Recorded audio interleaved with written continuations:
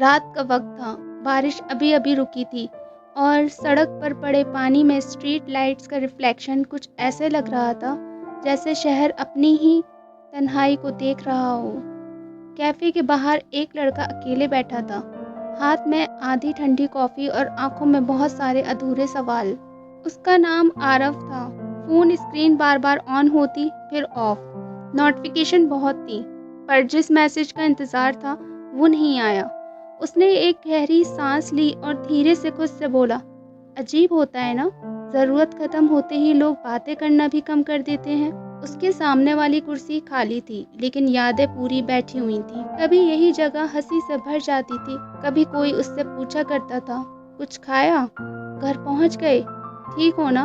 और आज सिर्फ साइलेंस था। लेकिन जिंदगी की सबसे बड़ी सच्चाई भी शायद वही साइलेंस सिखाता है। साथ वही चलते हैं जिन्हें फायदा नहीं फिक्र होती है। आरव पहले ऐसा नहीं था। वो हर किसी के लिए अवेलेबल रहता था। किसी को नोट्स चाहिए हो आरव, किसी को पैसे चाहिए हो तो आरव, किसी को इमोशनल सपोर्ट चाहिए हो तो आरव, किसी को रात 2 बजे कॉल करना हो तो भी आरव। ऐसा लगता था कि दूसरों के लिए हमेशा खड़े रहने से लोग उसके हो जाएंगे, पर वक्त ने उसे एक अलग ही लेसन दिया। कॉलेज के दिनों में आरव के अराउंड बहुत लोग रहते थे।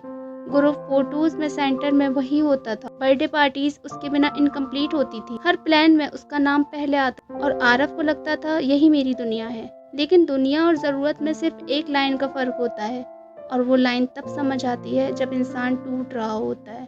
फाइनल ईयर में आरव के फादर का बिजनेस सडनली लॉस में चला गया। घर की फाइनेंशियल कंडीशन खराब होने लगी। वो पहले जैसा स्पेंड नहीं कर पाता था। ट्रीट कम हो गई, आउटिंग बंद हो गई और धीरे धीरे लोग भी कम हो गए। पहले रिप्लाईज लेट आया, फिर एक्सक्यूजेस आए, फिर साइलेंस। जिन लोगों के लिए वो रात भर जागता था उनके पास अब बिजी हूँ के अलावा कुछ नहीं था। एक दिन आरव ने अपने क्लोजेस्ट दोस्त कबीर को कॉल किया। वो बस किसी से बात करना चाहता था। दिल बहुत हैवी था। कबीर ने कॉल उठाया और हंसते हुए बोला, भाई अभी थोड़ा बिजी हूँ, बाद में करता हूँ। वो बाद में कभी नहीं आया। उस रात आरव टेरेस पर अकेला बैठा था। शहर की लाइट्स देखते हुए उसे पहली बार महसूस हुआ कि भीड़ में रहकर भी इंसान कितना अकेला हो सकता है। उसकी माँ उसके पास आई और बिना कुछ पूछे उसके साइड में बैठ गई।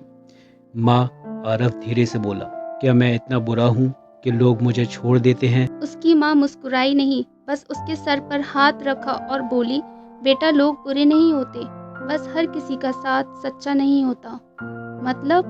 मतलब ये कि कुछ लोग हमारे साथ इसलिए होते हैं क्योंकि उन्हें तुमसे कुछ मिल रहा होता है, और कुछ लोग सिर्फ इसलिए होते हैं क्योंकि तुम तकलीफ में हो। आरव चुप रहा।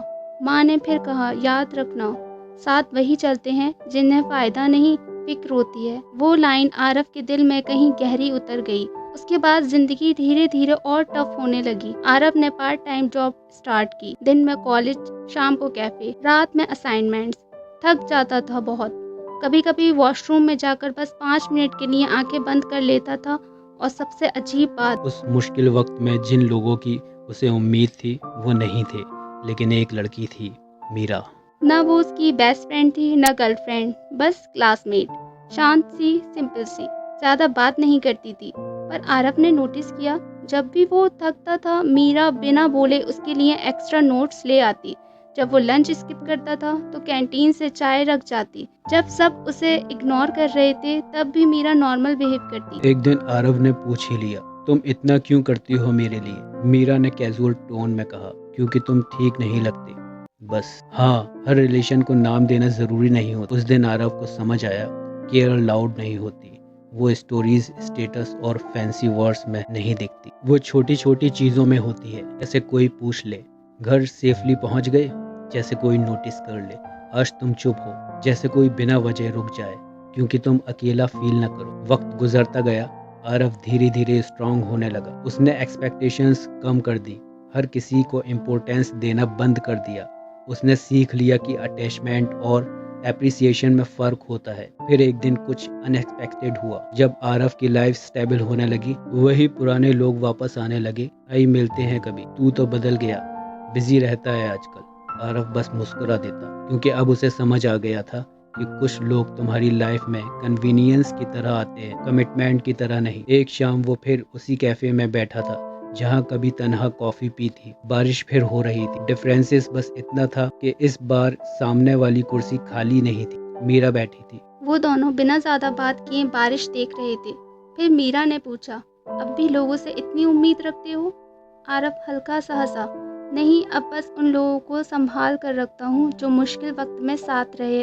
अच्छा, और अगर कोई सिर्फ खुशी में साथ हो तो वो क्राउड होता है, अपने नहीं। मीरा ने उसकी तरफ देखा और धीरे से बोला, तुम बहुत बदल गए हो। आरव ने कॉफ़ी का सिप लिया और कहा, तकलीफ इंसान को मैच्योर नहीं बनाती, असली चेहरे दिखा देती है। बारिश और तेज हो गई। कैफे के गिलास पर गिरती बूंद बिल्कुल वैसी ही लग रही थी जैसे किसी ने पुरानी यादों को धुंधला कर दिया हो। आरव ने बाहर देखते हुए कहा, पता है मीरा, पहले मुझे लगता था कि ज़्यादा लोग होना मतलब ज़्यादा अपने होना, पर अब समझ आया, इंसान के पास कितने लोग हैं ये मैटर नहीं करता। मैटर ये करता है कि मुश्किल वक्त में कितने रुकते हैं। मीरा चुप थी, क्योंकि कुछ बातें आंसर नहीं मांगती, सिर्फ समझ मांगती हैं। उस रात आरव घर लौट रहा था। सड़क गीली थी, हवा ठंडी थी, लेकिन उसके अंदर का शोर पहले से बहुत कम था। उसने फ़ोन निकाला, कॉन्टैक्ट्स खोले, बहुत सारे नाम थे, पर अब उसे पता था सब नंबर्स अपने नहीं होते। उसने फ़ोन लॉक किया और आसमान की तरफ देखा। कभी कभी ज़िंदगी हमसे सब कुछ इसलिए छीन लेती है ताकि हमें पता चले कि असल में हमारा था क्या। और सच तो ये है, हर कोई साथ चलने के लिए नहीं आता। कुछ लोग बस रास्ते यूज़ करते हैं, लेकिन जो बिना मतलब के रुक जाए, जो तुम्हारी खामोशी समझ ले, जो तुम्हारे बुरे वक्त में भी तुम्हें बर्डन न समझे, उन्हें कभी खोना मत। क्योंकि दुनिया में प्यार से ज़्यादा रेयर चीज़ अगर कुछ है तो वो है किसी की सच्ची फिक्र। और आखिर में आरव ने अपनी डायरी में एक लाइन लिखी, जिंदगी ने एक चीज़ बहुत अच्छे से सिखा दी, साथ वही चलता है जिन्हें फ़ायदा नहीं फिक्र होती है।